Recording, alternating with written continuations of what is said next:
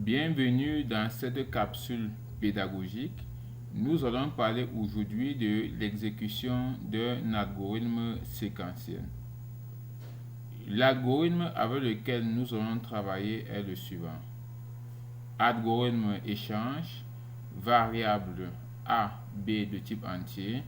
Comme instruction, nous avons écrit, entrée A et B, lire A, B. À la ligne 6, nous avons A reçoit la valeur de A plus B. Ensuite, B reçoit la valeur de A moins B. À la ligne 8, nous avons A reçoit la valeur de A moins B. Et à la ligne 9, nous avons affiché A égale A, B égale B. On nous demande d'exécuter cet algorithme pour A égale à 20 et B égale à 85. Pour cela, nous allons utiliser un tableau. Le tableau que nous allons utiliser se présente de la manière suivante. La première colonne de notre tableau est réservée pour le numéro de différentes instructions de notre algorithme.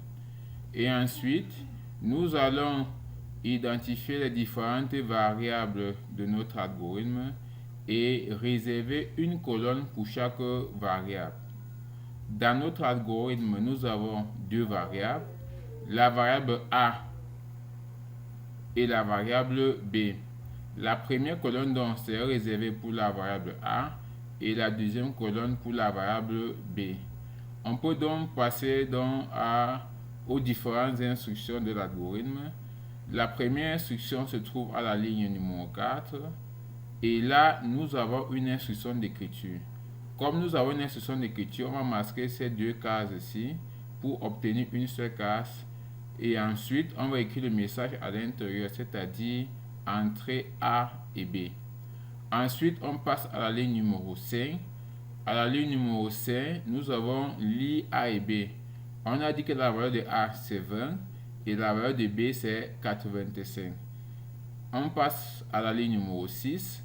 À la ligne numéro 6, on dit A reçoit la valeur de A plus B. C'est-à-dire, ligne 6, colonne A, on met à l'intérieur A plus B. C'est-à-dire 20 plus 85 qui nous donne 105. On passe ensuite à la ligne numéro 7. À la ligne numéro 7, on nous dit B reçoit la valeur de A moins B. Donc, ligne 7, colonne B, on met là A moins B.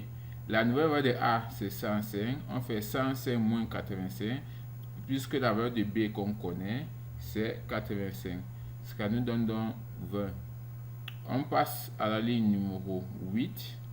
À la ligne numéro 8, on nous dit A reçoit la valeur de A moins B. Donc, ligne 8, colonne A, on met A moins B. La nouvelle valeur de A, c'est 105. On fait 105 moins 20, ça nous donne 85. Et on passe donc à la dernière instruction de notre algorithme, c'est-à-dire la ligne numéro 9.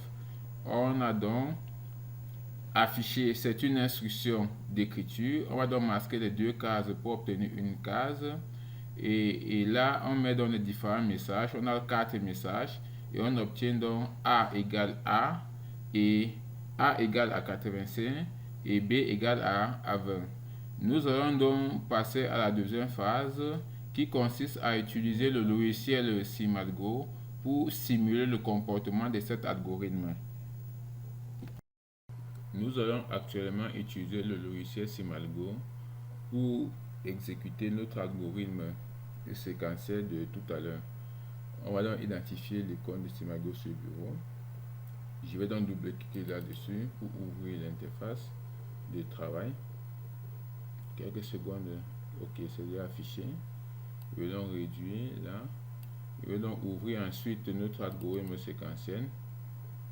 Et je vais donc mettre les deux côte à côte. Très bien. Je vais donc aller sur l'éditeur du logiciel SimAlgo. Je monte la taille. Je mets par exemple 20.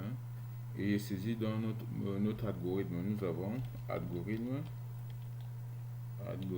échange. Ensuite, nous avons point virgule.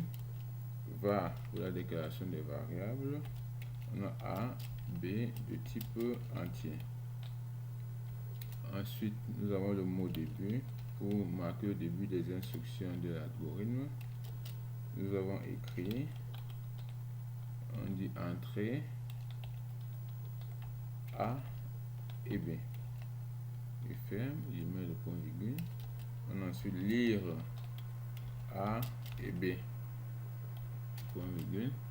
Et on a A reçoit la valeur de A plus B. Je tiens à rappeler ici que pour mettre le symbole de l'affectation que voici, il suffit simplement de mettre le signe inférieur et le tiret moins deux fois consécutif sans mettre d'espace. On continue donc à la ligne 7. Nous avons B reçoit la valeur de A moins B, point virgule. La ligne 8, nous avons A reçoit la valeur de A moins B. Et ensuite, nous avons affiché A égale, virgule, on met A. Ensuite, nous avons B égale, on ferme la côte, virgule, on met B. On ferme et on met le point virgule. Et enfin, nous avons fin. Une fois terminé, nous allons donc sauvegarder l'algorithme dans l'ordinateur. Il suffit de cliquer sur le mot fichier. On passe sur enregistrer. Ok, sur cette fenêtre, donc, on se dit dans la zone nom de fichier le nom de notre fichier. Donc, on va supposer que c'est échange et échange AB. On peut mettre A, échange A et B point algo. Et une fois terminé, on va donc cliquer sur le bouton enregistrer. L'enregistrement est terminé. On va donc cliquer sur le bouton analyser pour détecter les erreurs éventuelles dans notre algorithme que nous venons d'écrire. Je vais donc cliquer sur le bouton en question. Ok, on nous renvoie les erreurs. Et je tiens à rappeler que pour corriger une erreur, on commence par la première erreur renvoyée par l'application. On dit à la ligne 7, une variable non déclarée a été utilisée dans une expression. Ligne 7, ok, donc ici c'est A. Donc c'est A majuscule, même ici, on va une fois corriger. Ici ça doit être B majuscule. On met B. Et on relance l'analyse une fois l'erreur corrigée avant de continuer. Ok, là c'était les erreurs qui ont été générées pour la première fois. Donc comme l'analyse s'est terminée maintenant avec succès, nous allons cliquer sur le bouton exécuter pour lancer l'exécution. On va donc patienter quelques secondes en attendant. Ok, voici l'interface d'exécution. Là on nous demande d'entrer une valeur de A de type entier. On a dit A était égal à 20. J'écris 20, je clique sur OK. Entrer la valeur de B de type entier, j'entre 85, je clique sur OK. Et là, on n'a pas besoin de ça, on clique là. Là, on voit donc que les valeurs de A à la fin c'est 85 et la valeur de B c'est 20. L'affichage n'est pas très présentable. Nous allons donc ajouter des petites touches à notre algorithme pour que l'affichage soit plus présentable. Je vais donc réduire cette fenêtre. Ici, au lieu d'écrire simplement écrit, je vais mettre LN pour dire que écrit ce message et passe sur la nouvelle ligne. Et ici, je vais donc ajouter des petits espaces dans le message en question. Je relance l'analyse et je repars sur ma fenêtre de tout à l'heure. Je n'ai qu'à cliquer sur le bouton actualiser ici pour relancer l'exécution. On m'a dit A c'est 20, j'entre 20. On m'a dit que B c'est 85, j'entre 85 et je clique sur OK. On a donc un affichage qui est plus présentable. Merci d'avoir suivi cette capsule pédagogique.